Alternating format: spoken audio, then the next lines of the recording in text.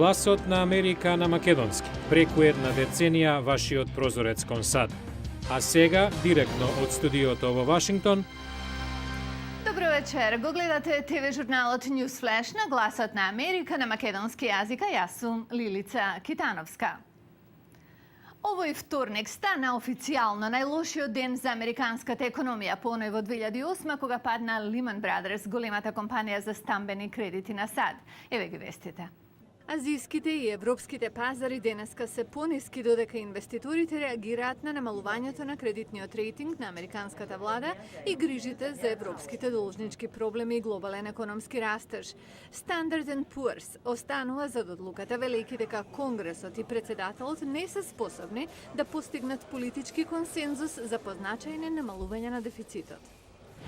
А од другите вести, американскиот председател Барак Обама одобри помош од $105 милиони за справување со последиците од сушата и гладта во Источна Африка. Белата куќа соопшти дека САД ќе продолжат да им помагаат на оние кои очајно имаат потреба од храна, за солниште, вода и лекови. 61-годишната американска пливачка Дајана Нијат го прекина обидот да плива од најужните делови на Флорида до Куба без заштитен кафез за ајкули. Таа имаше намера да стане првата жена што ќе исплива 165 километарската маршрута. Како што објави на незиниот Твитер, Нијат била принудена да се откаже по 29 часа минати во море. Незината портпаролка рече дека се откажала заради збир од фактори, вклучувајќи и големи ветришта. Таа требаше подвигот да го заврши за 60 часа. Собарката што го обвини поранешниот шеф на Меѓународниот монетарен фонд Доминик Штраус-Кан за сексуално напаствување поднесе граѓанска тужба против него за насилен и садистички напад кој се случил во луксузна хотелска соба во мај. Во обвинението, Нафисатоу Диало го обвини Штраус-Кан дека со намера, брутално и насилно ја нападнал сексуално и во актот ја понижил, деградирал и го одзел достоинството на жена. Намалувањето на кредитниот рейтинг на американската влада продолжува да ги тресе глобалните пазари. Големи губитоци низ Азија и Европа и се разбира во Соединетите американски држави. И тешко да се замисли, но инвеститорите и натаму купуваат американски обврзници. Еве го објаснувањето. Јапонскиот индекс Никеј денеска заврши со 1,68% помала вредност, а Ханг Сенг во Хонг Конг по денешното тргување забележи пад од 5,66%, додека индексот во Сеул достигна најниско ниво во периодот преку една година. Френсис Лун е извршен директор на компанијата Lionsine Holdings.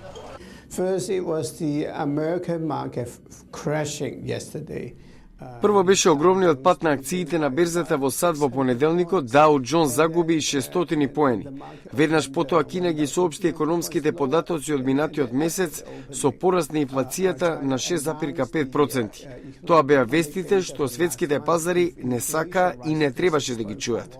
На Wall Street во понеделникот индексот S&P 500 со кој се мери активноста на акциите беше намален за речиси 7%, а главните индекси ширум Европа забележаа пат меѓу 3 и 5%.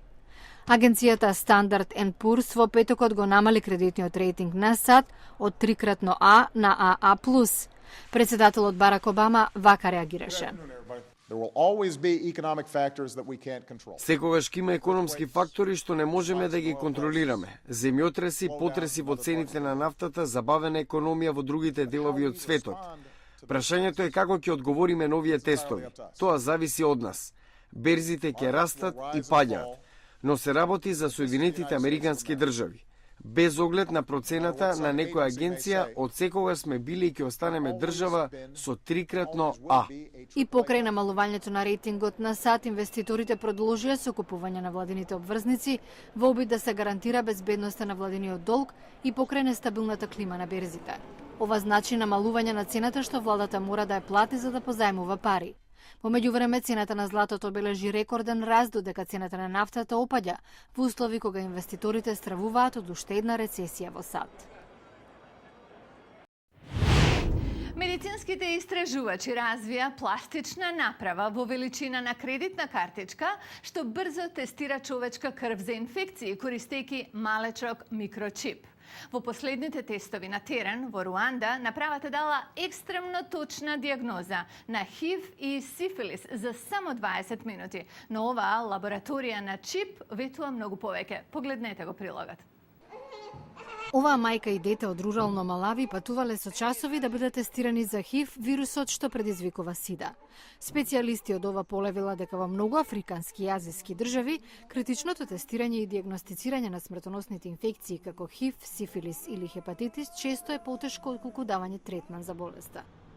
За подобрување на приодот на јавноста до медицинско тестирање, владата на Индија неодамна распореди мала флота на мобилни здравствени лаборатории во неколку оддалечени краеви на земјата, за да има овозможност на тамошните луѓе да бидат тестирани за ХИВ и други болести. Тоа што најмногу помогнало во овој проект е мал чип наречен M-чип, што е производ на доктор Семјуел Сија од Универзитетот Колумбија во Њујорк. Тој вели дека оваа направа диагностицира ХИВ и сифилис за само 20 минути преку мала капка крв. Овој чип работи како минијатурна лабораторија за тестирање, нешто што може да го држите во рака во величина на кредитна картичка. Друга уникатност на овој чип е што може да открие повеќе инфекции симултано. Секој од овие квадратчиња на картичката може да откријат различна болест. Се надеваме дека на една картичка ќе можеме да откриеме 5 до 10 болести без проблем. А колкава е цената на таа мобилна лабораторија, доктор Сија вели $1. Ако на ова се додаде дека со употреба на картичката се избегнува зараза на други пациенти, дека е многу веродостоен тест, јасно е зошто оваа направа се смета за револуционерна. Сија верува дека сепак главниот адут е што на сиромашните земји ќе им даде можност за ефтина здравствена заштита. Едно од најстрашните работи што може да ви се случат на југот на САД е да бидете каснати од огнена мравка. Името кажува многу, но деталите утре во Newsflash. Solenopsis invicta. Така се вика оваа мравка од Јужна Америка што се е страв каде и да се појави. Зошто? Ќе ви кажеме во утрешната емисија. Го гледавте Newsflash на Гласот на Америка на македонски јазик, а јас сум Лилица Китановска. А на нашата веб страница glasnaamerika.com ќе најдете многу повеќе информации. До гледање до утре.